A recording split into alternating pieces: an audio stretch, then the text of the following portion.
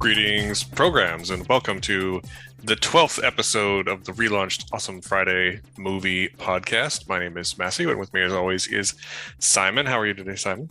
Hi. Well, I just to expand on the conversation we just had, really tired. Really super tired. Well, it turns out when you have a number of major life changes happen all at the same time, that will make one tired. I mean, who knew? So context, I in the last 9 days, I have sold my condo and bought a house, including all the legal hoops that involves.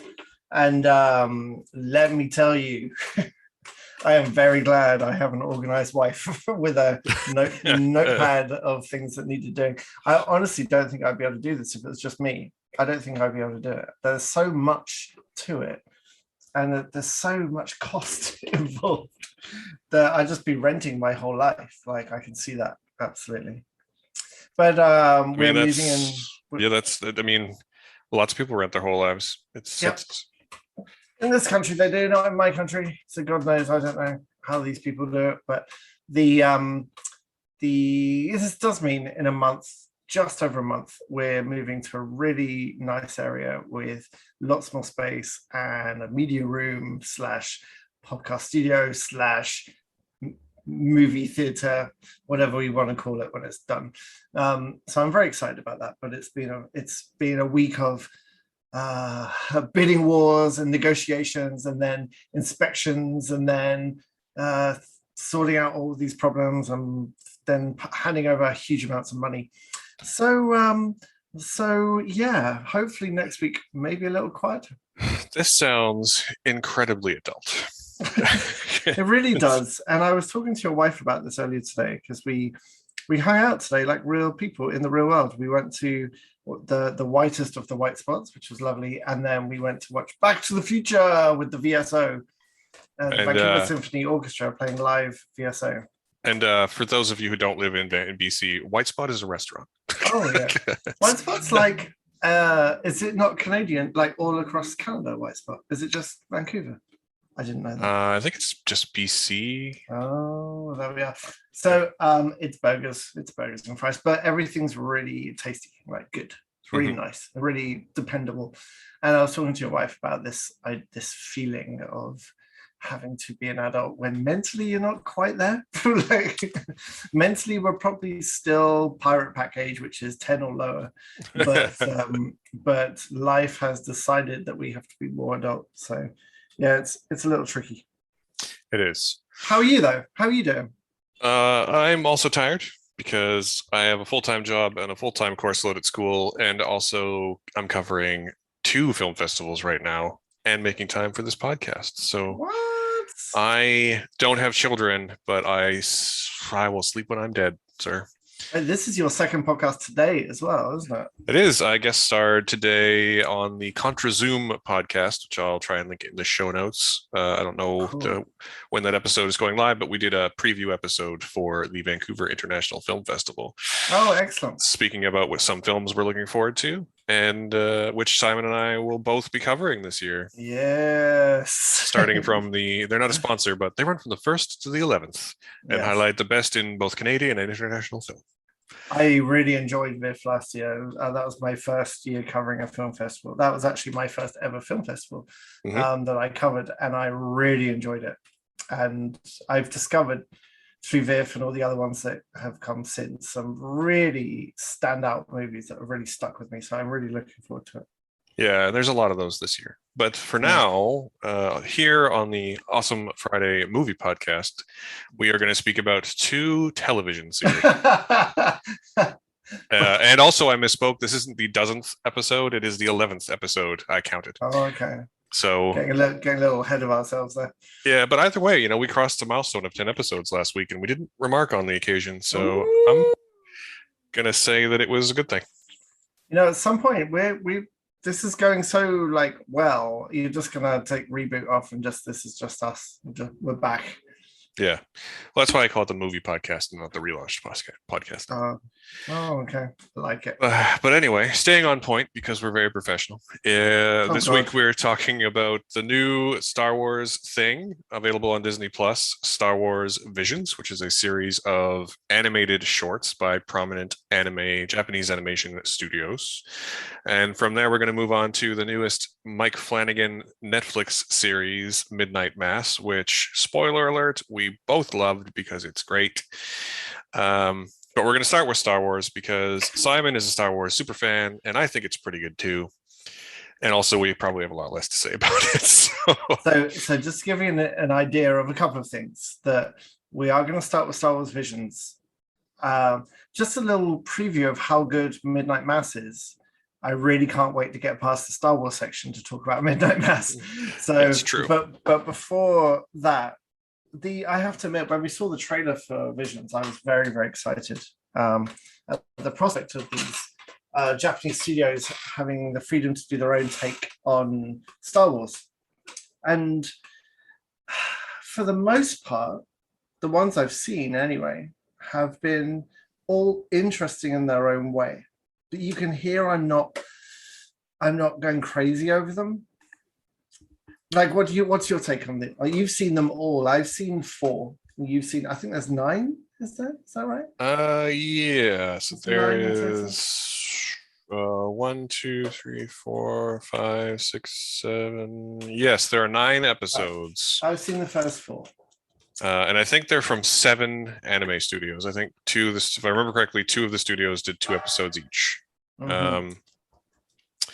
And I think that they're incredibly well cast. And I think that a couple of them are really beautiful. And I think that none of them really explore anything new or interesting other than aesthetically in the Star Wars universe, which is what I sort of basically always hope for in the Star Wars universe now.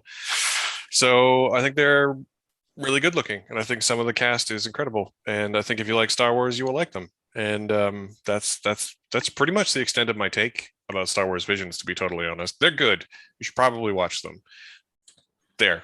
Yes. Done and done.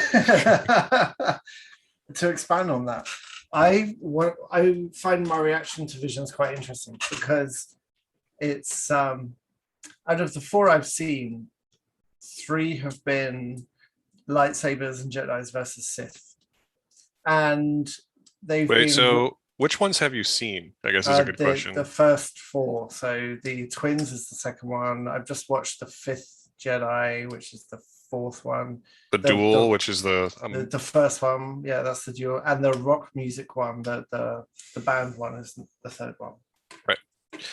I think, but for the most part, like, let's start with the Duel, like the very, very first one. So it really embraces. I mean, Star Wars has got huge roots in Japanese cinema anyway, and samurai cinema, and it really digs into that wandering Ronin idea and the anti-hero or the dark hero protecting a town kind of idea.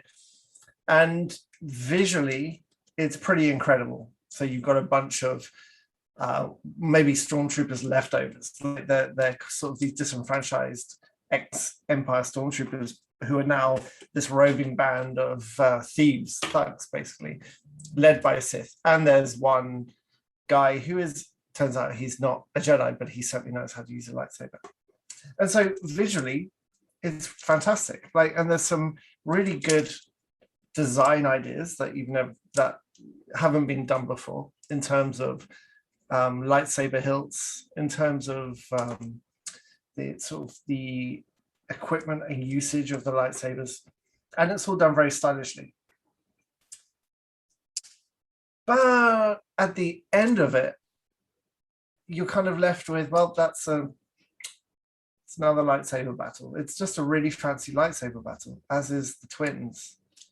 Yep. I find the rock. I can't remember the title. There's one where the 5th Jedi is kind of interesting in the design elements. Uses a lot of things that I really liked in terms of speeder bikes, and the direction of the 5th Jedi was really fantastic. Like, gasp out loud fantastic. Some of the action scenes, but it's still about some Sith trying to get some lightsabers, and there's a big lightsaber battle, and he saw that Oh coming.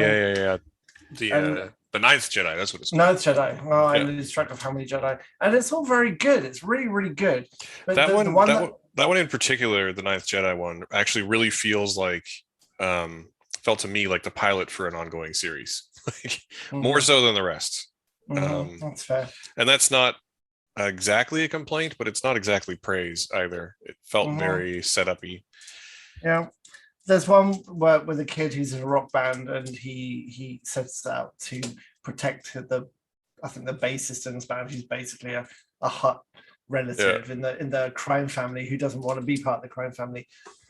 Starting to get some interesting ideas, like you talked, God, years and years ago about, right, okay, you want different Star Wars stories? Let's have a Godfather style story, but it's the Hutts. It's like the Hutts rise to power, and you may have been joking, but it sounds good to me. And this was kind of the only one I've watched that kind of explores something outside of here's some people on one side, here's some people on the other, and they're going to hit each other with laser swords, really beautifully and stylishly.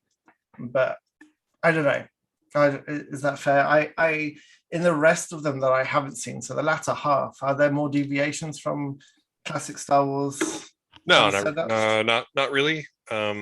My two favorites would probably be the first one, the Duel, which is the really gorgeously what looks like woodblock animation duel one between the that you mentioned with like a dark hero defending a town against a Sith who does, to be fair, have a really cool lightsaber that's basically a war umbrella. It's a very Um, angry umbrella. and I think my actual favorite one though is one from the toward the end. I think it's the seventh one called The Elder, which I don't think you've seen.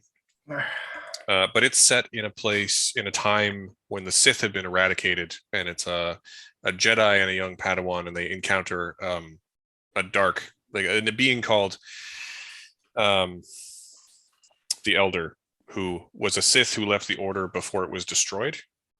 Uh, and they have a lightsaber battle, and it's fine, but they also have a nice little philosophical battle, and it's short enough that it doesn't overstay its welcome, but it's pointed enough that it gets its message across. I think better than some of the other ones. Mhm. Um, I'm sort of the thing about this is that I'm sort of the wrong audience for this kind of thing because I'm not actually the biggest fan of anime. There's very few Oh, anime series that I've legitimately connected with through interesting. my I career didn't as know a that. dork. I can count on one hand the number of anime series that I have like legitimately connected with and loved. Mhm. Um, and honestly, as much as I want this to be one of them, it's just not. And to your question, was I joking when I said let's tell stories like The Godfather, but with the Huts? No, I'm not joking about that. It's honestly at this point, I want them to do as different a story as they can with Star Wars with the Star Wars universe. And I think that Clone Wars occasionally did a pretty good job of that, and I think that Rebels Mhm. occasionally did a pretty good job of that.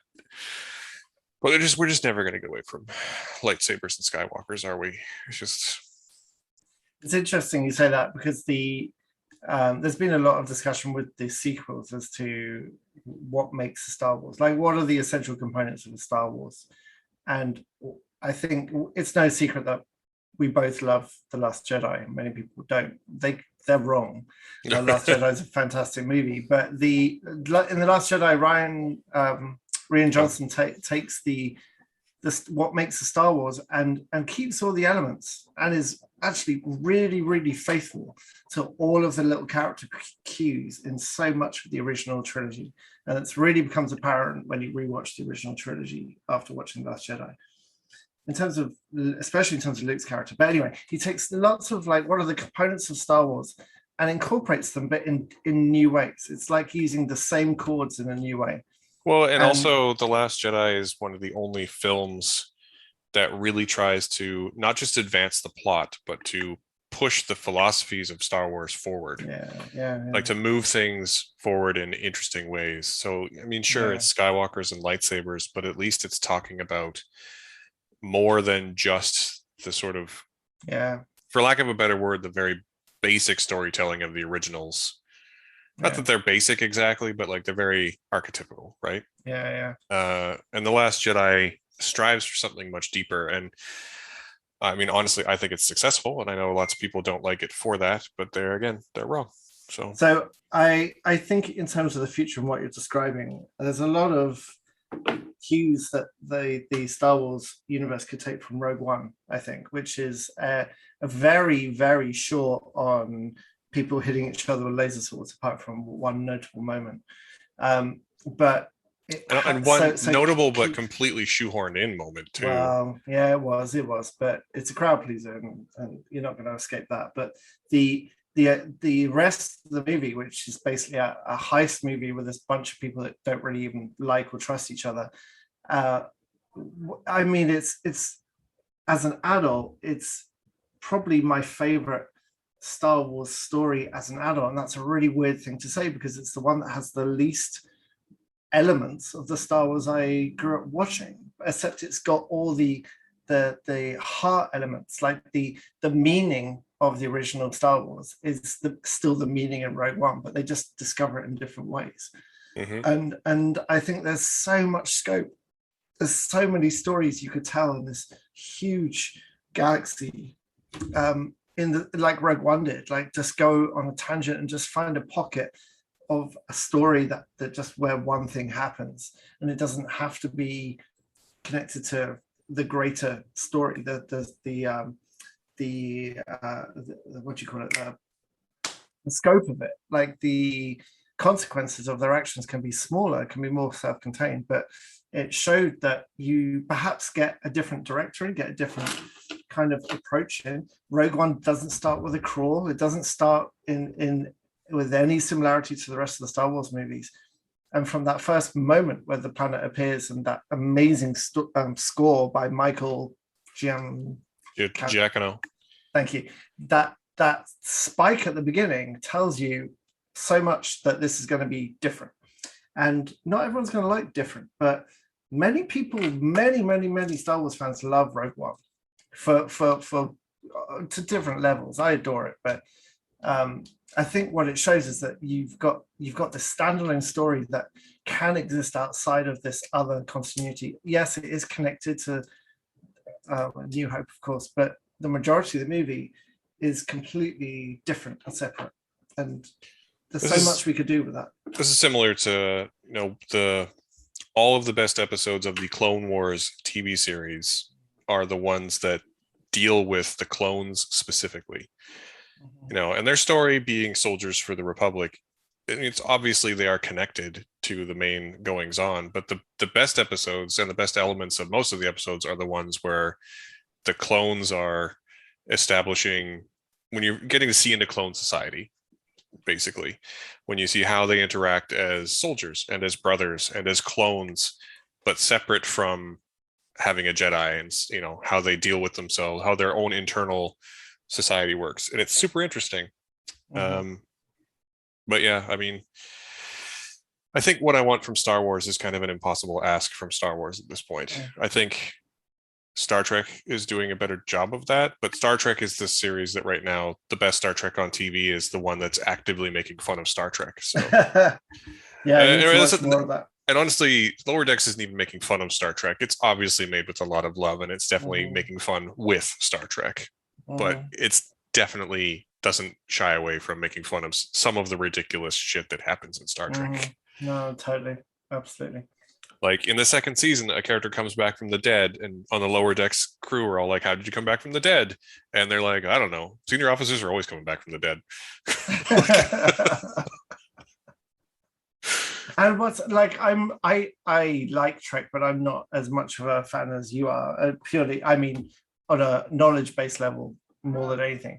What does Lower Decks do to find that balance between making fun but not picking, not biting? So it's kind of a loving homage, almost like when they had.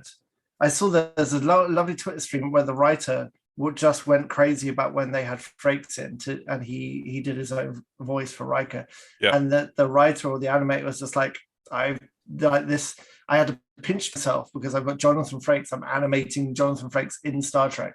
And so there's so much love to it. So how does it strike that balance between being irreverent, but also not taking the piss out of it? Like, how does it do that? So this might be spoilers for season two, but there's an episode in season two. At the end of season one of the main characters gets promoted and transferred off the main ship to Riker's ship. And the first episode of season two, he's not there on the main ship, the Cerritos. And you see glimpses of him on Riker's ship, the Titan.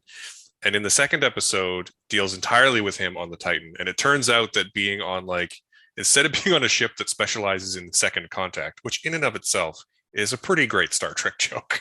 like, but so the Titan is this it's everything they do is an action adventure movie, right? They're always running and phasering and fighting aliens and doing all this stuff. And the main character feels totally out of place because he's very much about, 90s Trek, wear the uniform, do the paperwork. The boring stuff is the interesting stuff. And there's a lovely moment when he's on this away mission because he has some special skill and he's with 3 other members of the crew of the Titan. And they're all chiding him because he's not this action-oriented character like they are. And and they're making fun of the Enterprise D specifically, the ship from the Next Generation in the 90s. And he goes in this long speech about how, some of the adventures on the D were really boring, but that kind of adventure and this kind of adventure are all Starfleet. Everything we do is Starfleet. There's no thing that's not Starfleet. And he's really just talking about Star Trek. Like every version of Star Trek is still Star Trek. And we take that philosophy and apply it to a bunch of people who really seem to love Star Trek, but also want to make something really funny. It just comes together perfectly. So what's the that's really nicely put, actually. There's a new show with Janeway in it, Prodigy, the animated Prodigy. Yep. Is that going to be, what's the angle of this one? Is this another kind of funny pastiche, or is this a bit more of an action? Prodigy is very specifically a kids show. Oh, okay. It's a show on Nickelodeon. Oh, it's on Nick, is it? It's on Nickelodeon, and it's specifically designed for kids. And it's about kids at Starfleet Academy, from what I understand. Wait, so is Lower Decks not suitable for kids? Lower Decks is adult humor, for sure. Oh, okay. I'm going to show it to my kids then. Yeah. There's a whole episode where the K-10 doctor, that K-10s are bipedal cat people. And there's a whole episode where the doctor spends the whole episode in heat. It's pretty great. Oh, okay. All right, good to know. Yeah. So that's very much like Star Wars. Yes, so we spent. I mean, but this reflects many of the conversations we've had about Star Wars over the years. Yeah. We end up talking about Star Trek, and that's because Star Trek doesn't seem beholden to one central premise. It seems way more open to just trying lots of different things and seeing what sticks. And if it doesn't stick, they'll try something else. That's true within each series, and it is within the greater canon of Star Trek. I think the great advantage that Star Trek has when we're talking about this kind of thing is that Star Wars is very beholden to Star Wars, to the original trilogy, and Star Trek has always been very beholden to the time in which that version of Star Trek is being made. Which is, why you can sort of forgive all the super advanced technology and discovery that takes place 10 years before the original series, where they're using tape drives for backing stuff up. Star Trek is very much about holding a mirror to society, and it can't do that if it's not reflecting current society. So, do they? Is that ever addressed, that the tech devolves in their timeline, or do they just not care? Not really. And they never imply that. The one time that I can specifically remember they do address how the old tech looked is in an episode of Deep Space Nine where they go back in time to the Enterprise. It's an episode called Trials and Tribulations, which is they go back in time and insert themselves into the events around the Trouble with Tribbles, which is of course a classic original series episode. And they do remark very specifically on the aesthetics of the era. But also, in Enterprise, which is a prequel that is about 100 years before the original series, they just have like memory cards and they call them tapes. It's kind of like how we still watch a video, or we tape something off TV, even though we use a PVR. We just use the vernacular. And is Enterprise actually worth trawling through these days? Has it aged at all? Is it relevant to the larger scope of Trek? I mean, I always really liked Star Trek Enterprise. And in particular, there's been like Star Trek Beyond, the most recent film, actually makes a lot of reference to Enterprise because it concerns part of it concerns a ship from the same era as Enterprise. And I mean, Enterprise 1 and 2 are kind of slow and a little boring, but seasons 3 and 4 are both great. So good stuff. Okay, so to summarize Star Wars Visions, if you like lightsaber fights, like Last Jedi showed, it can be still jaw-droppingly amazing, like a good lightsaber fight. And if you like anime, you like anime, then there's definitely going to be something you like. There's to be fair too, it's very well cast. Like that first episode, the one that we mentioned, the duel. Lucy Liu is the bad guy. Oh, really? I didn't know that. Yeah. Oh my God, Lucy Liu in a live action Star Wars. Yeah. So. Yeah. So and in the one you mentioned, the twins are Alison Brie and Neil Patrick Harris. In the Tatooine Rhapsody, the rock star one, the main character is Joseph Gordon-Levitt. And Tamira Morrison is back as Boba Fett in that one. Right. Yeah.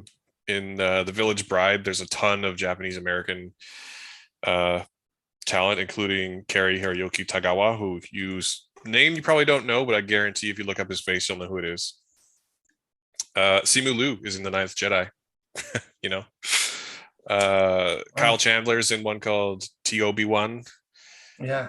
David Harbour's in The Elder, so is James Hong. There's lots of great people in this. Henry Golding and Jamie Chung and George Takei are all in one called Akakiri. There's definitely something for you there. It just didn't. It's fine. It's fine. It's one of those things that I feel like I see lots of people being very effusive about it online, and I'm just like, I don't know that we watched. This is fine. Yeah. Maybe it's just because I'm old, but this is fine. Yeah. I'm a massive Star Wars fan, and I feel the same. Yeah. Okay. Well, good. So it's fine.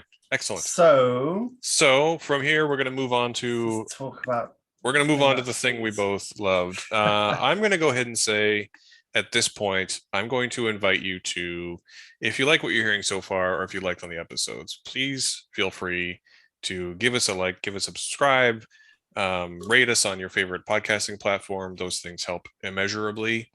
I'm also going to say that if you'd like to help more directly, we of course have Patreon and a Ko-fi and a PayPal, and all of this can be found if you go to awesomefriday.ca, or more specifically, awesomefriday.ca/podcast.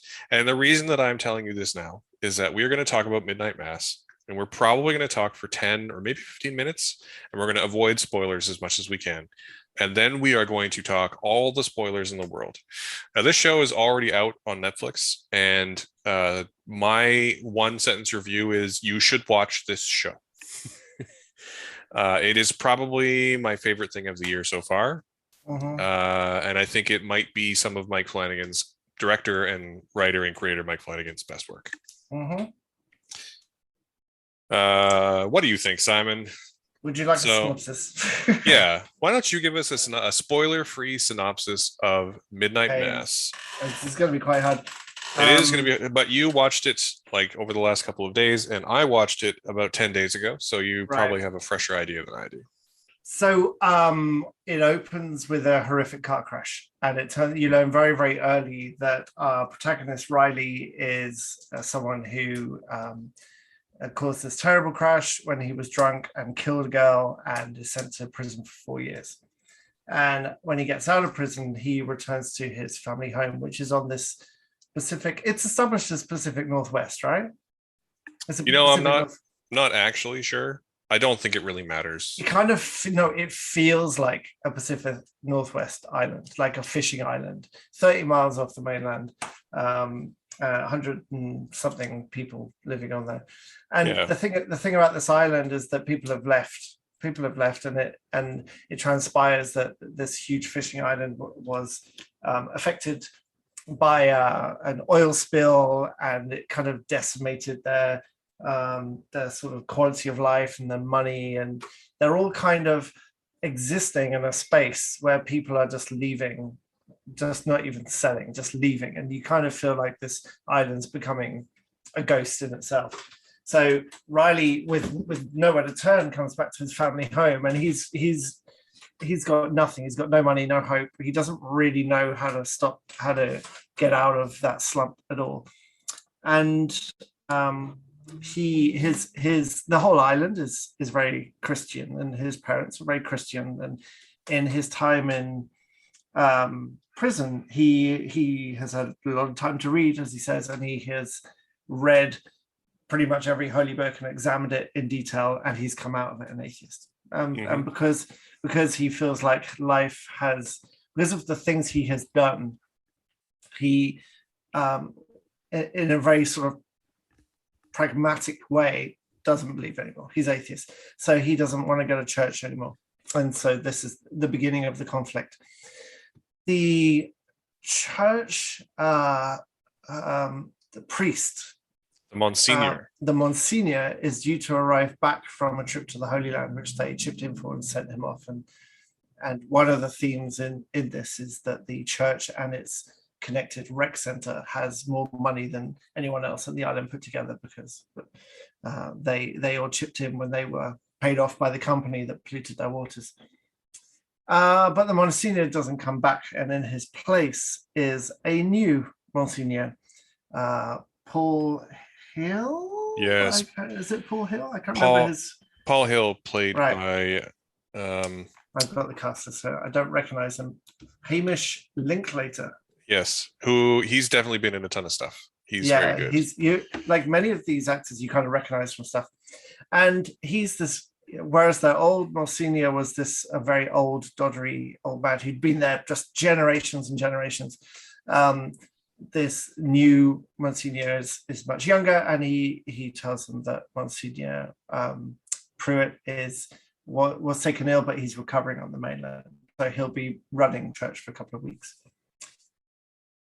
And so the general crux of it is Riley up against his failings, not knowing how to fix any of this, still trying to recover from alcoholism, still trying to move past the guilt of killing this girl. Now in a terrible situation with his parents, his dad. And very much struggling with his new faithless existence as well, I would say. Yeah, definitely. And really that's all you need as a premise, because really anything to tell you any further development from that point is something that you should experience firsthand. Until we get into spoilers, that's all you need to know. Yeah. Would you agree? What would you add? No, nothing. I mean, the official synopsis reads, Midnight Mass tells the tale of a small, isolated community whose existing divisions are amplified by the return of a disgraced young man and the arrival of a charismatic priest. When Father Paul's appearance on Crocodile Island coincides with unexplained and seemingly miraculous events, a renewed religious fervor takes hold of the community. But do these miracles come at a price? And this is spoiler. This is a horror show. And the answer is yes, they do. Yes. I'm not going to tell you what they are at this juncture, because I think they are best discovered on your own. I think Simon is right. I think you should go into the series pretty much with not much more than what we said. Yeah. If you're a fan of horror stuff, then this is going to be for you. If you're a fan of Mike Flanagan's work, and you should be because he does good work, then this is going to be for you as well. And if you're not a fan of horror, learn from me, because I did not want to watch this. I do not like religious horror. I think I mentioned this last week. I am, for very, very obvious, straightforward reasons, I love horror, but religious horror just hits in a very different place and keeps me awake and gives me the heebie-jeebies. so I can't watch things like The Exorcist or any kind of possession of insert name here each Halloween. I just can't watch that stuff. Mm-hmm. So I kind of reluctantly watched this, and that was a week ago. And then last night I watched 3.5 episodes back to back and finished at midnight. And I can safely say, as a series, as a piece of art, it's one of the best things I've ever seen in my entire life. So don't be put off by the horror label. There are some horrific scenes. It's not particularly scary. There's maybe one jump scare early on which isn't that bad. It's definitely creepy. It's super, oh my god, I'm Canadian. It's really, really unnerving, and it's really, really hands on your face. I can't believe what I'm watching, but I wouldn't describe it as scary, right? Do you know what I mean? No, I mean, exactly. There's a couple of jump scares, and most of them are like there's something moving in the woods. That you look at a still scene and then something moves, and you're like, oh shit. Yeah. Or a window gets light gets turned off, and there's something in the window type thing. But Flanagan is so good at building that ongoing tension, and people who watched The Haunting of Hill House or The Haunting of Bly Manor or Doctor Sleep or Oculus or Hush, I mean anything he's done, are already familiar with that. But one thing the whole series really captures is the sort of feeling of being in a place that's dying, being in a small place that's only getting smaller. Part of me wants to say that I have some experience with that, and I kind of don't anymore. Like the hometown that I grew up in is very familiar to this. The series is very familiar to me because I grew up on a small island in the Pacific Northwest, nowhere near as small as Crockett Island in the show, but still small and still isolated and still very much of that small town. Not quite everyone knows everyone, but most people know most people. And just the connections between those people in the community and just people leaving, in particular, young people leaving in the case of where I came from, myself included eventually. And this series really captures that sense of it's kind of dread, but it's also kind of resignation, like there's a real feeling that there's, the people who are going to die there will be the last people there. Like Riley's parents, who are played by why do I keep forgetting names as soon as I need to say them? Henry Thomas, Yeah, and Chris, and completely unrecognizable Kristen Lerman. Yeah, who's really, really good, and I hope she gets some stuff for this. You can't say anyone in the show is bad. Yeah, like everyone is exceptional. Yeah. And interestingly, and I don't want to out my small town as anything, but there's the sheriff in Crockett Island in the show is played by Rahul Kohli, who is he's British, but he's I think he's East Indian by descent. Yes. Yeah, he's Punjabi. Does he live locally? Well, he lived here for a while because he used to be on iZombie, which was shot here. Yeah. And as a Muslim, he clashes somewhat with some of the more devout members of the local community because as much as they are Christian, they are also prejudiced, as only Christian people can be against other religions. In some of the most uncomfortable scenes in the film or in the show are one particular character speaking to him because she's so awful. It's just that's the thing. There is one particularly awful character, and it's not who you think it is. Yeah. And okay, we won't get to spoilers yet. Yeah. I mean, honestly, I've sort of lost my train of thought here. You should watch the show. That's what I'm saying. Yep. It's the show. The show is a masterclass in building tension and maintaining tone. And it's also extremely well written. It's extremely well directed. It's clearly a passion project. And if you read, Mike Flanagan has actually been trying to make this series for a long time. And I'm kind of glad it took so long because he's clearly had so much experience as a filmmaker now that I feel like if you'd made it 5 or 10 years ago, it probably wouldn't Right. be as good. Yeah. Um, as much as I am, don't want to deny anyone their passion project, but Yeah. uh, it's just so good. It's just so Yeah. good. So the thing that really struck me about this, because again, I went in expecting a horror show, is that there is some horror elements. There's some the main part of the story is horrific in many different definitions of that word, but it's connected with this incredibly acted, written, edited drama, and Mm-hmm.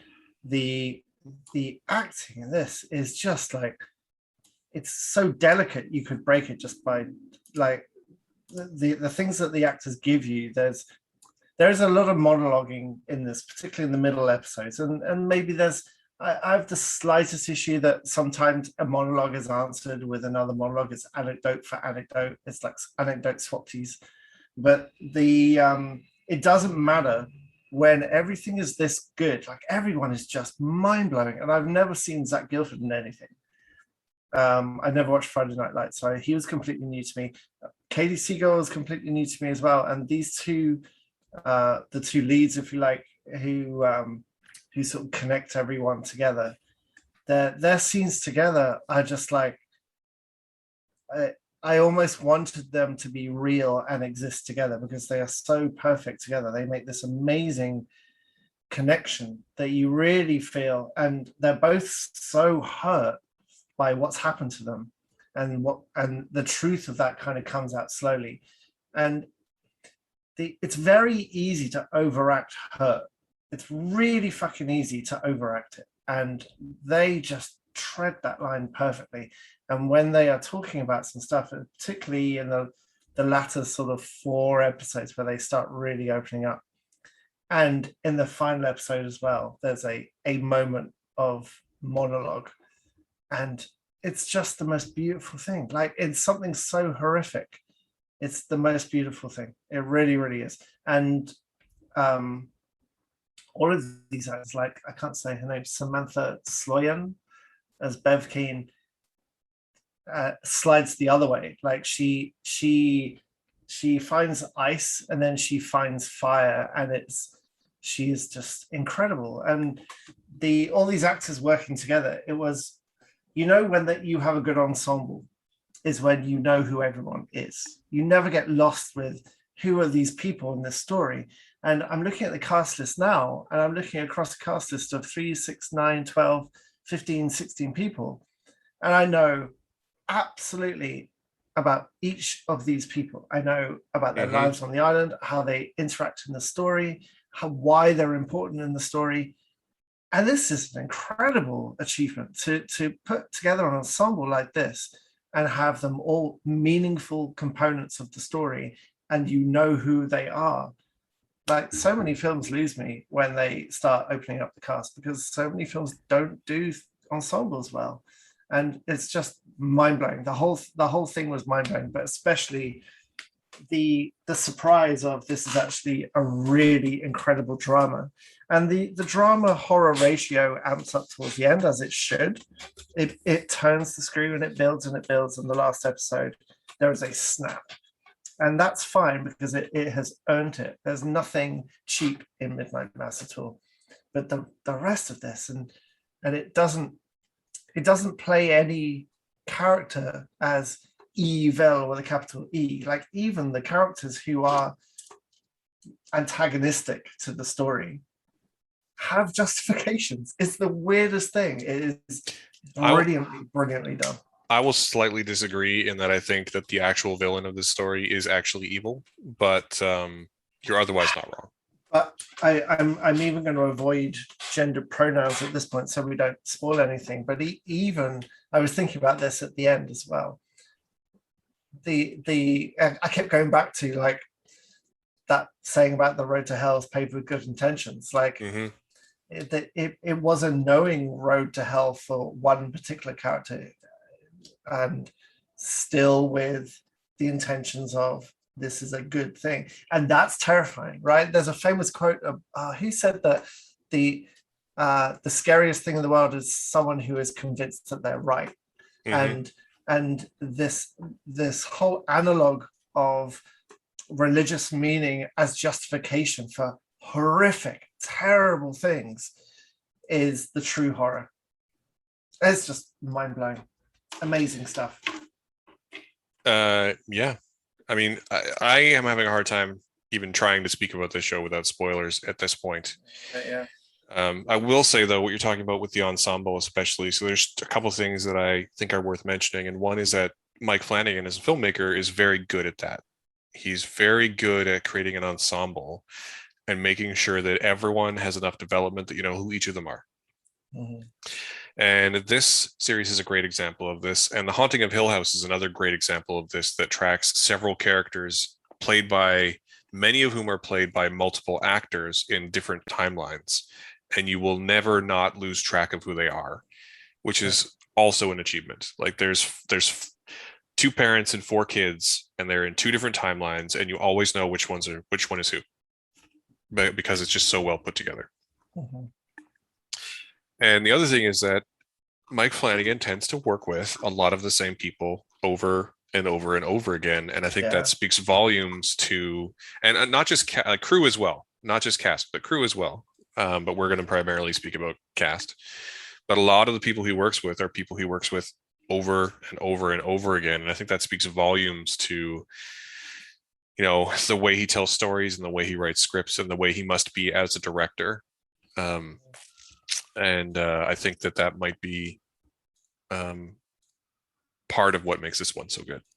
Yeah. You know, we're always improving as we continue with art. We're always improving, right? So yeah.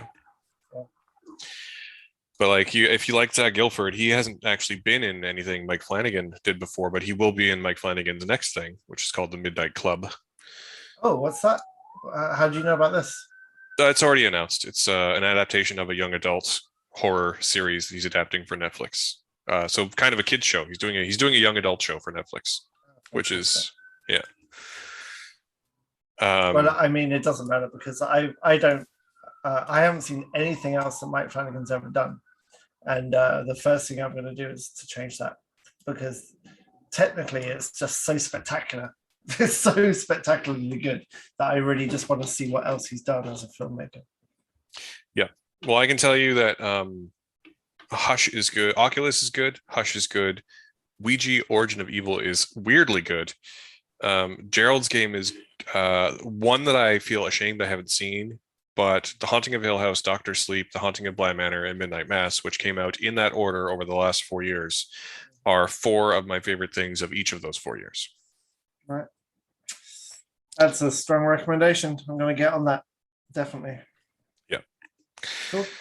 So we should expand on this with some spoilers, don't you think? I think we've gone as far as we can without spoiling it. I mean, there's only so many ways that we can say it's good, go watch it. So it's good, go watch it. And unfortunately, some of the more deeper reasons why it's so good, it would be spoilers. And honestly, it's so nice getting preview stuff sometimes because you've never had anything spoiled on social media. And the worst thing that could happen is if someone tells you what happens in this before you watch it, because there's the shock of revelation with a capital R is truly one that you should savor. And it's not. Don't worry don't be put off by the religious horror side. It's religion as an allegory rather than a religious horror, I think. But I mean, it's a horror story with religion. It's not about the religion. It's about the series is ultimately about faith, and not religion specifically, or the misuse of religion. Yeah. So, okay. Good. So we are going to count down, I think, to you talking about spoilers. If you've listened to this point and you have seen the series, I will invite you to keep listening because we're going to keep talking. But if you haven't seen the series, you should pause us here and come back again after you've seen the series, because you definitely shouldn't and I feel like we're just repeating ourselves ad nauseum here, but you definitely shouldn't be spoiled for this. Just go watch it. It's only 7 episodes. Yeah. Simon watched it in a week. My wife and I watched it in 2 nights. And we actually didn't even plan to. It was just so good that we watched the first 4 in one night and the last 3 in the second night. Yeah. Yeah, pause here. Have a look at the time code. Go away for 7 hours and then come back and listen. Yeah. That's the best way you could do it. And if you're leaving now, thank you for listening, and we love you. And if you're staying now, thank you for living. Thank you for staying and listening, and we love you. Thank you for living. Thank you for, yeah, I mean, that's important too. I got ahead of my train of thought. So it's the thing that I'm tired. Yeah, but let's talk about Midnight Mass. Okay, so spoilers in 3, 2, 1. Good. So, a more detailed synopsis would be that Riley returns home after 4 years in prison, and he's lost his faith in that time. He actually loses his faith. The start of it is in the first scene of the series, where he's been in this terrible accident and killed this girl, and he starts reciting the Lord's Prayer, and the paramedic who's treating him is like, then why doesn't, if the Lord works in mysterious ways, like why doesn't he ever kill you rich assholes? And from that point, his faith evaporates. Father Paul returns home, or Paul Hill returns home to cover for the Monsignor who's left, and he returns home with a giant crate, and he is comparatively a firebrand. And as he begins to minister to this small population, miraculous things start happening. Some of it isn't really spoilers. If you've watched the trailer for this, you know that a girl who's paralyzed gets up and walks. Everyone in the town seems to have more vim and vigor, and there's a real resurgence of religion within the community as a result of all of this. Mm-hmm. As the show goes on, you realize, when the question comes up, does all of this have a price? The answer is very much yes. But maybe we should discuss the end of this. Maybe we should discuss the beginning, the middle, of the end of this separately. We might be able to do. What do you think? I don't know. How much do you want to? We should just cut to the chase. Yeah. Like this is one of those shows where things are hinted, and then at the end, when things are revealed, everything else makes sense. So if we're going to make sense of this and tell you why you should go watch it with spoilers, or analyze, not why you should watch it, but why it works so well, I think we just need to dive straight in. Right. So it turns out. So I mean, I don't even want to say it though. Okay, I'll say it because I want to hear myself say it. So it turns out that Monsignor Paul Hill is the invigorated, reborn, not literally, but re-youthed, if you like, Monsignor Pruitt. So this old man who went to the Holy Land, and it turns out he had terrible dementia, got lost in the desert in this terrible storm, finds something in a cave, and this thing changes him.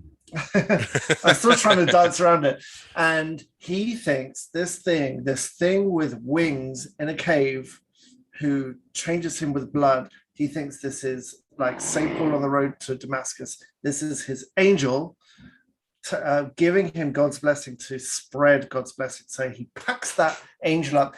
It's glossed over because otherwise you start thinking about international shipping policies. But he packs up this angel in a big old trunk and brings it to this island because he wants to spread this new covenant, this new message from God. Now, if you're listening to this and going, this really, really sounds like it's a vampire story, it's because it's a vampire story. But we've come to the conclusion that in this universe, they must not have vampires because they never ever talk about it.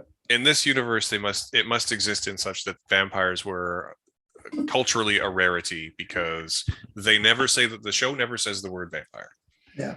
All of the hallmarks are there. It's the main, like the angel is very much a Nosferatu with leathery bat wings and pale skin and claws, and it's very animalistic, but also clearly very old. But they never call it a vampire. And No. in the middle of the series, when they're starting to figure out that maybe something weird is going on, and the town doctor, who's played by Annabeth Gish, who's amazing, we'll come back to her later, I think. She discovers that if she puts, some blood that's been affected by this angel in the sun, it burns. Yes. And they still never say like No. vampire. They never say Yes. it ever. I know. It's and it's fine. It maybe it sounds more ridiculous saying it like this, but it actually works fine because they are so stunned by this slow revelation that they have this being among them who is terrifying. And remember, like a lot of the story is told in parallel to Bible verses, and so when they see when the larger townspeople start being exposed to this quote unquote angel, it's paired with Father Pruitt reminding them that in the Bible, aliens are terrifying. Everyone was terrified when they saw an alien, and so it's right. An angel. It's right there. An angel. Sorry, angel. Where's the alien come from? We're both tired. That's where it came from. And that really categorizes a lot of the horror in this, is that it is referred back to the Bible and manipulated, just like religion has been manipulated to do these horrific things. I also think it works because the show really, really takes its time to reveal, like, you don't even see the angel itself until episode 3. And that's only in shadow. Like, it's not until... Is it 3 or 4? It might even be 4. In the cave, it's... What is the episode? So there's an episode where... 4's the monologue one, isn't it? So there's it's 4 is... There's an... Hang on. Let's see if it's... I think it's cave in 3 in shadow. And then in episode 5, that's when Riley comes back to the rec center, and that's when you truly see this horrific beast. Episode 3, which is called Proverbs, is the episode where Father Paul tells the story of Monsignor Pruitt going to the Holy Land through confession, which is very effective. And through the course of the episode, it's revealed that not only was he attacked by this being and was basically that Monsignor Pruitt goes to the Holy Land, gets lost, gets bitten, and is reinvigorated. And in fact, Father Paul is young Monsignor Pruitt, which lots of people don't pick up on, but some people do pretty quickly. Episode 4 has a number of things happen in it, but it actually ends with Riley being attacked by the angel. Yeah. That's when you see it properly. And it's also when you finally put together, and I think I'm desperate to rewatch the show. I'm way too busy to do it, but I'm desperate to rewatch it because part of the reason the slow build works is that even though you don't see the angel putting blood into a decanter to be used in communion at the church until the end of episode 4, which is established to be like the whole episode is not like each one is a day. Like there's a couple of montages that make it clear that this is going on for weeks and months. But also, like, at one point, Riley's mother just realizes that she doesn't need her glasses anymore. And there's a lovely scene of Riley's mother and father, again, played by Henry Thomas and Kristen Lehman, where he just puts on a record and they dance together. And it's implied that it's the first time that they have, or maybe that he's even been able because of his bad back in years. And people around town very slowly, the people who are going to church anyway, very slowly become, more vigorous and more youthful. But it's never called out. Like, it happens very slowly. Yeah. And I feel like a second watch will make a close watch very rewarding as a result. Yeah, definitely. No, that was my thought when I finished. Like that, I can imagine now when I rewatch it, there's going to be loads more clues. Now I know they're clues buried in that narrative as to where it was going in the final, and the build up to the climax is really masterly done, because I think they go through a period of hopelessness before the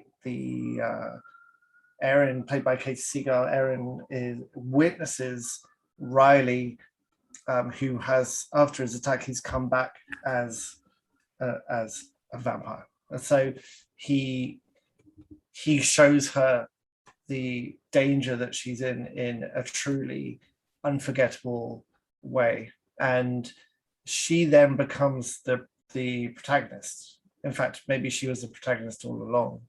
And the last two episodes, and particularly the last one, but the last two, it sort of transforms from this drama, like it's done all the legwork now, and then you have that snap at the end where they're desperately trying to stop this thing from not just happening on the island but spreading off the island.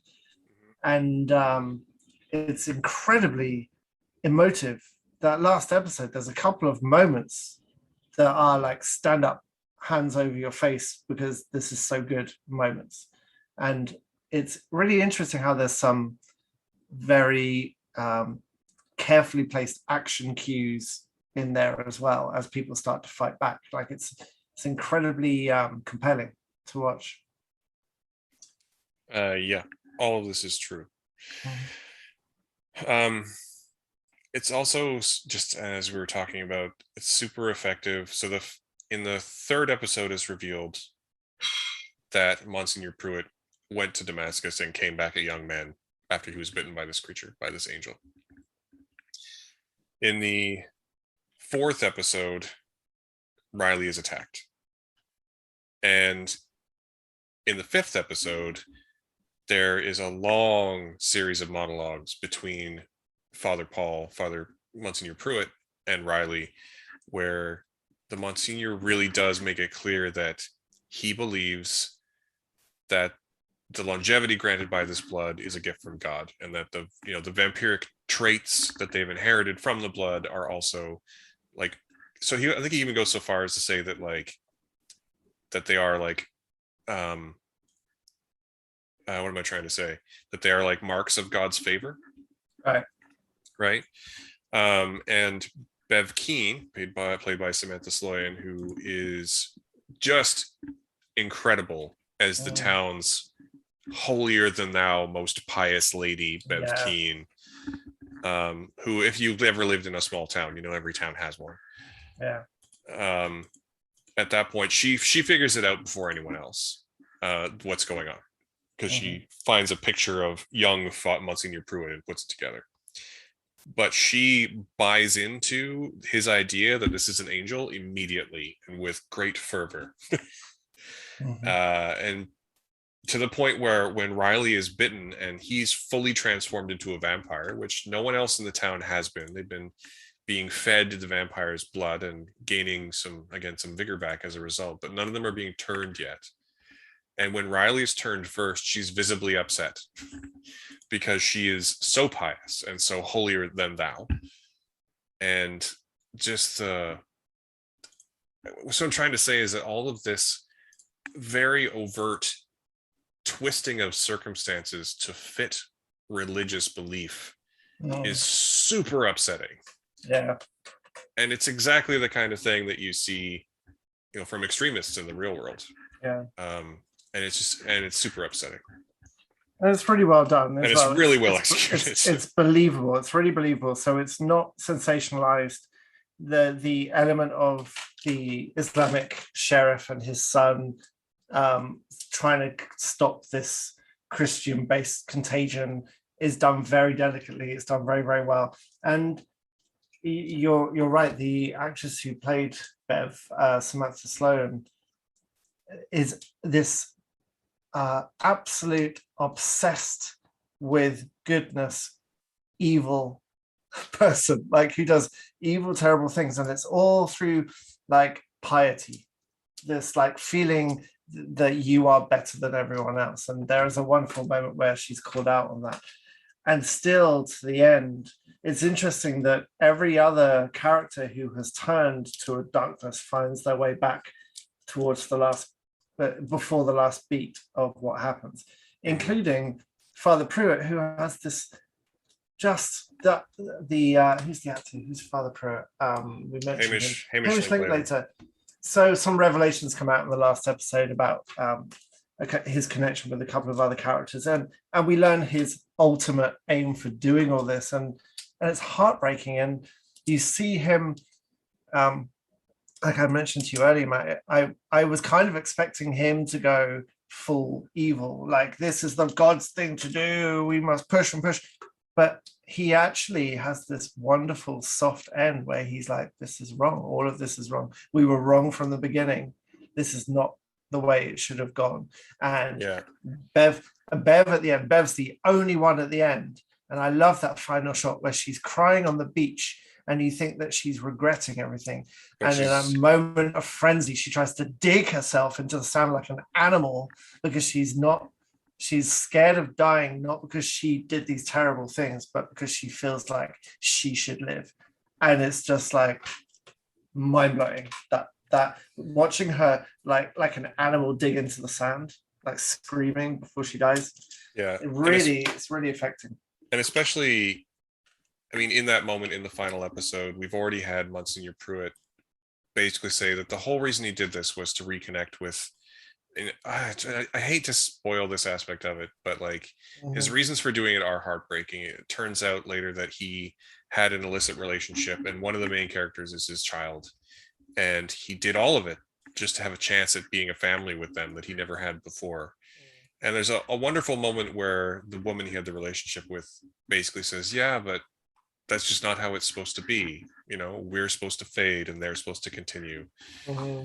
Oh, it's beautiful. I love that part. That was Yeah. so. That was And one of. Sorry, carry on. and then, you know, as Bev Keane is, you know, in her hubris, she burns the homes of the people who didn't take the communion, who didn't become, you know, turned into this vampiric monster. And of course, in her hubris, the whole town burns down, because of course it does, because she's that extremist, right? Like Monsignor Pruitt realizes this was wrong. We were wrong for the beginning. And she's like, oh, I thought it was you, but it's me. You know, like Yeah, totally. and she's ultimately the villain of the picture. But then she's undone by her own pride and her own hubris. And in trying to punish, she's not in it because she believes she's blessed. She's in it because she wants to punish those she believes unworthy. And then in doing so, she causes her own undoing, which is sort of beautiful. It really is, and natural. It feels like nothing feels like a pantomime. Nothing No. feels like it's overplayed. And one of the things that I think Mike Flanagan as a writer and a director is quite good at is subverting your expectations. And I think he does two things in the series, one of which you've already mentioned, and that is that it would be very easy for a story like this to have the priest, to have Monsignor Pruitt or Father Paul, whatever you want to call him, at the end, just go full vampire, just turn into another Nosferatu and be the villain. And in not doing that, I think the whole series is better for it. Yeah. Oh, unquestionably, absolutely. Yeah. The other thing he does that I think is probably the most successful subversion in the show, and I have gone back and watched this particular scene a number of times, and it never doesn't leave me in tears, is the end of episode 5. And this is when, so Riley is bitten by this vampire and turned at the end of episode 4, and he spends most of episode 5 monologuing back and forth with the Monsignor, and then taking a long dark night of the soul, you know, taking in his new senses as a vampire, seeing the world in ways that he's never seen it before. And then he takes Kate Siegel's character, Aaron, out onto a boat, because they were, one thing we sort of glossed over is that they were young loves when they were teenagers, you know. And he takes her out on a boat and he tells her the whole story of what happened to him. Like the whole story, he takes her out on the boat almost immediately. And episode 5 is pretty much entirely him telling her what has happened to him. And as he finishes the story, and they've been out on this boat all night, and she says, so you're telling me that you've been bitten by a monster that gives you an insatiable thirst for blood, and you've taken me out in a boat where I have nowhere to go. And he says, no, you misunderstand. We're out on this boat because so that I wouldn't have anywhere to go. And he delivers this beautiful monologue about how much he loves her and about how much he just wants her to run and leave and live her life and be safe. but he knows that she's not going to do that unless she has incontrovertible proof of what's going on. And as he's saying all this, the sun is coming up. Mhm. It's just like, it's such a devastating moment. They have a Mhm. talk earlier in the series. I can't remember if it's episode 2 or 3, where they both discuss what they think is going to happen when you die. Oh, that's the amazing monologue episode. Yeah. Yeah. And his whole thing, he says, when I die, because he doesn't have any faith anymore. So he says, when I die, my brain releases all these hormones and neurotransmitters, and for whatever amount of time, I'm just dreaming and I'm seeing whatever I need to see to be comforted before I die. And in the moment that the sun comes over the horizon, another thing for context, he's haunted by the woman that he killed. Every night when he goes to sleep, he sees her in his room, covered in blood, illuminated by police lights, like haunted. And as the sun comes up, it hits his face and he opens his eyes, and the woman is sitting there. And she takes his hand, and he has a beautiful moment of forgiveness for himself, I would say. And then it just cuts immediately back to Kate Siegel screaming, like a deep animalistic scream, as Riley bursts into flames. And Yeah. just, it subverts the whole idea of who the protagonist is. Mhm. And it's a devastatingly executed moment. Yeah. That I am welling up a little bit just thinking about, to be totally honest. And yeah, no, absolutely. And that gut punch at the end of Katie Siegel's amazing reaction to what she's seeing is then carried over the credits. The other credits have silence or music, and this is just her with the boat sounds howling, and it is incredible. Make sure you have the remote control in your hand, because Netflix really wants you to not watch credits, which is another point entirely that I don't want to get into now. But make sure you tell it not to go on to the next episode and just listen to those credits, because it is the perfect coda to that moment.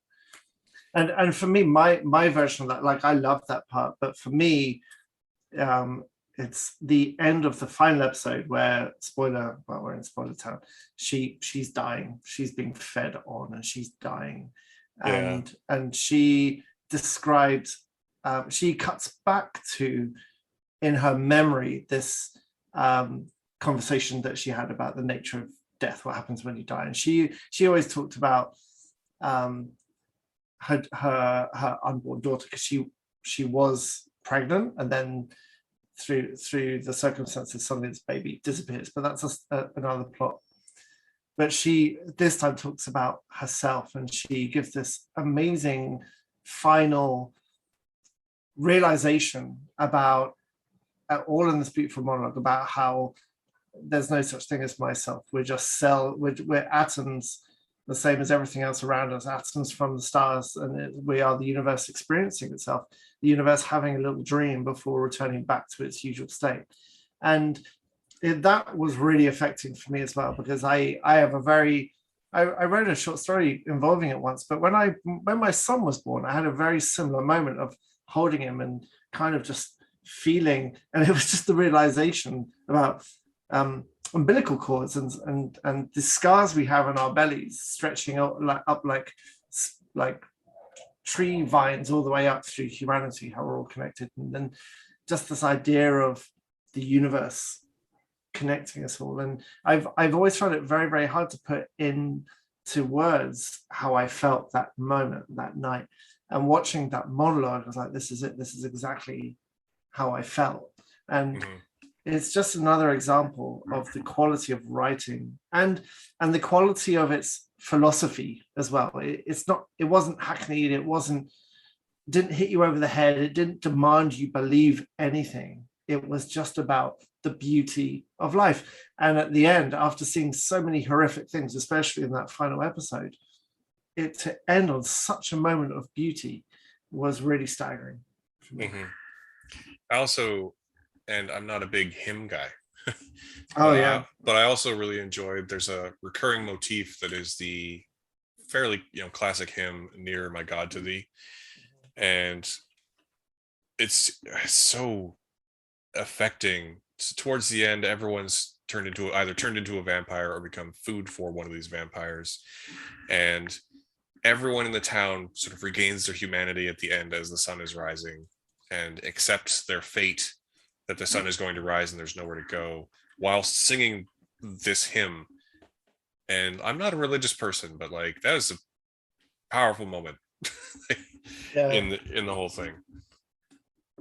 And the whole end for Aaron, for Keith Siegel's character, is another one that it pays off that same conversation earlier where they speak about the nature of death, how she feels about it, and it pays off another series episode where she speaks about how her mother, when she was a child, made her to hold these birds that she was going to clip their wings, that her mother was going to clip her wings, and she's the one who, the main vampire, the angel, starts feeding on her, and she ends up holding it there, letting it feed on her so she can damage its wings enough that it can't get away.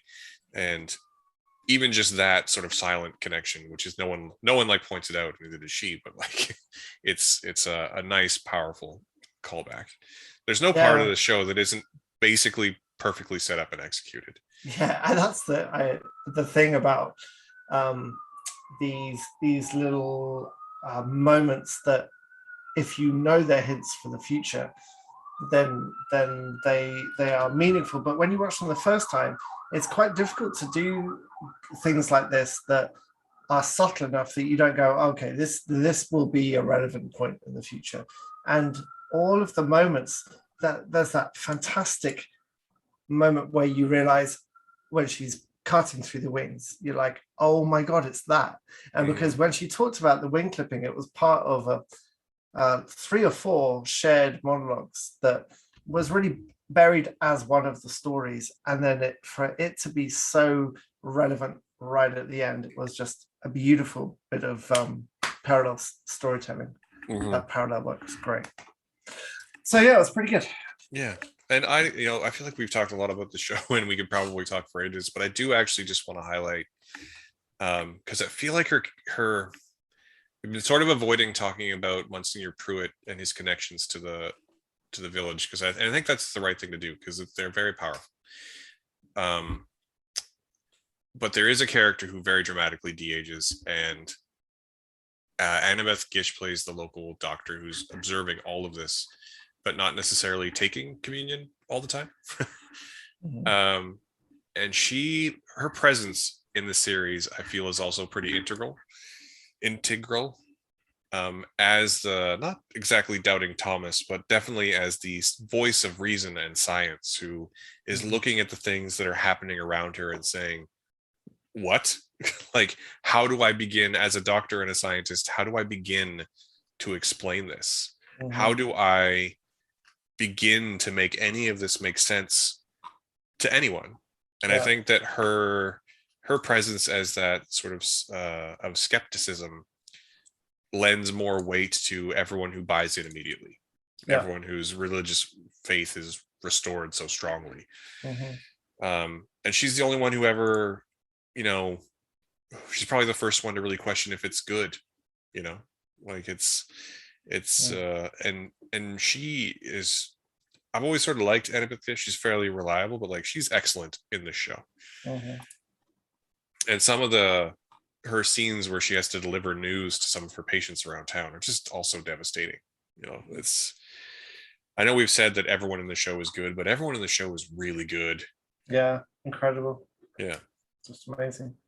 Yeah, and I mean, similarly, Rahul Kohli is the Muslim sheriff, who's also a very complicated 3-dimensional character whose son is not, peer pressured is probably the wrong word, but ends up being pressured into going to church and taking communion.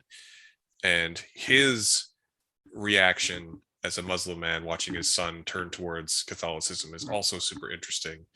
And the way that they reconnect at the end is, I thought, fairly beautiful. Yeah, as that final moment of connection, again, beautifully set up, beautifully executed, and not weird or strange, like completely believable. And made sense in the larger context of what was going on. Yeah. So, and there's there's loads about the story we haven't even touched on, like the guilt felt by one of the islanders for paralyzing a young girl while he fights with his alcoholism. The mayor's balance. If you want to talk about Robert Longstreet playing Joe Colley, the village drunk, he is so good. He's another one of those recurring players in Flanagan's sort of cohort. He was in The Haunting of Hill House. He was in Doctor Sleep. He's been in a number of things, and he is always good. Yeah. He lends a real what am I trying to say? A real gravity to those sort of the monologues he has to give with his gravelly voice are just excellent. And there's a beautiful moment where it's revealed that there's a young woman who's paralyzed, and she's paralyzed in a quote air quotes hunting accident when Joe Colley was drunk. And there's a moment after she's regained her ability to walk, where she comes to him, and she gives up again another beautiful monologue where she lets him know that she is still angry, but that she forgives him, and he makes it clear that he can never forgive himself. But then begins to try and work on himself at least. But that whole scene is just, again, not heartbreaking, but just so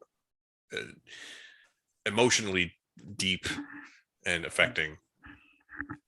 I can't.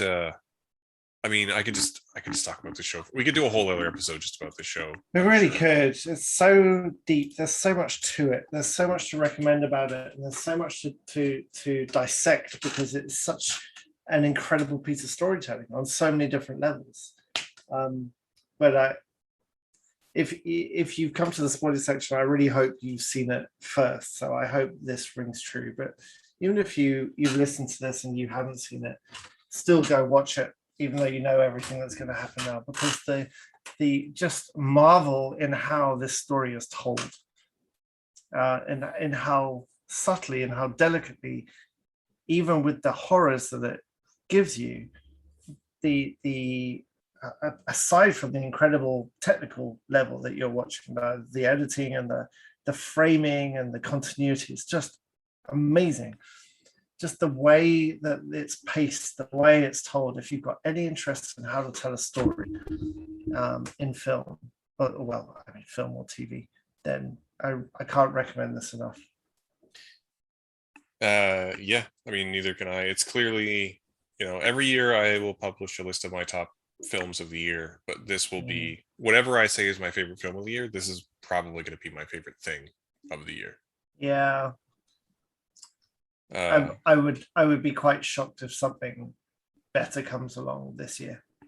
There's I don't know if you read it, but if you so there's when we got access to this, there's a note from Mike Flanagan, part of which is just asking, there's a few things that pre-release, and to be clear, we're good because now it's post-release of the show, but asking not to reveal a number of things as spoilers, but the note also makes it clear that how personal this show is to him, and how much of a passion project it is, to the point where if you watch his film Hush, there's a character with a novel, and that novel is Midnight Mass, and that book is on the shelf in his movie Gerald's Game. This has been something he's been thinking about and wanting to make for a very long time. Yeah. And I think there's a sort of a great quote where when people on set asked me what Midnight Mass was, speaking about making Hush or Gerald's Game, when people on set asked me what Midnight Mass was, I smiled and told them it was the best thing I never made. And I'm glad, I'm honestly really happy, I'm happy that it's a great thing and I love it, but I'm actually really happy for him that he got to make it and that it turned out so well. Yeah, me too. I wonder what was holding it back. Well, like as you said, it's been gestating for 10 years. So he's obviously been successful making other things. I wonder why this took so long. I don't know. It probably has something to do with being so original. It's not an adaptation of anything else, which a lot of his work is. And also just timing. Maybe it was never the right time. Yeah. And maybe it was never the right time just in terms of his technical ability or his cohort of collaborators or just in his personal life. I know that he's 3 years into sobriety as well, which I'm sure has given him a lot to think about. Interesting. 3 years, 4 years? Anyway, it's, the end of the letter reads, where is it? I'm just going to read you 2 paragraphs. So the darkness that animates the story isn't hard to see in our world, unfortunately. We see it in religious and political fundamentalism, in tribalism and racism, in science denial, in systemic corruption, and the eyes of normal citizens moved to acts of violence and horror by belief systems that have exploited their prejudices, fears, and blind faith. It speaks to a malignant insanity that has become absolutely normalized in our world. And as Carl Sagan said, there is no hint that help will come from elsewhere to save us from ourselves. It's about something else as well, faith itself. One of the great mysteries of human nature, how even in the darkness, even in the worst of it, in the absence of light and hope, we sing. Oh, that makes sense. How nice is that? Yeah.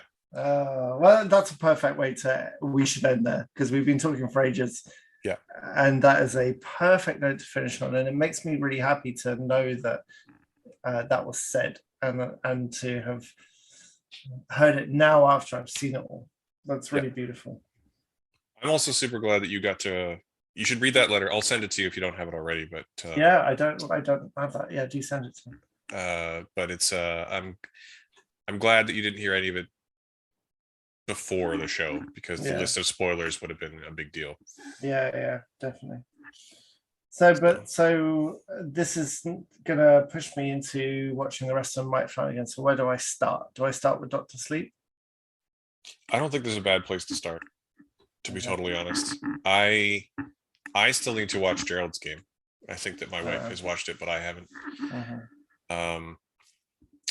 I think that his next best thing is probably, at least my next favorite thing of his, is probably The Haunting of Hill House. It's The Haunting of Hill House or Dr. Sleep. It's one of those two. But The Haunting of Bly Manor is great. Oculus is great. Hush is great. Hush is probably the scariest one of all those. Oculus is probably the least scary, or maybe not. I don't know. It's tough. Okay, I'll go with that. It's tough. I would just start watching his stuff. Basically, would be where I would go with it. If there's a reason he's become like, I didn't know anything about Midnight Mass the first time I heard about it, but when I heard it was him making it, I was like, okay, that's a thing I'm going to watch. That's just where I'm at with him now. Right. And now that I know he's making a young adult show called Midnight Club that we talked about earlier, and I'm just going to watch it because he's making it. Yeah. No, I feel the same now. Absolutely. Yeah. Good. Well, I think we should call it there. Thank you ever so much for listening. We appreciate each and every one of you. We really do. If you want to find more about this or anything else on the site, just head straight to awesomefriday.ca. The podcast is available on most platforms where you're hopefully listening to this. And we're gonna end. So I mean, honestly, I'm still a little emotional just thinking about the show. Yeah. So I'm pretty desperate to watch it again. So thank you for listening. Go watch Midnight Mass. Go enjoy it, and we will talk to you in 1 week with more exciting film opinions. It's very true. Thank you, everybody, and we'll speak to you soon. Take care. Bye. Bye.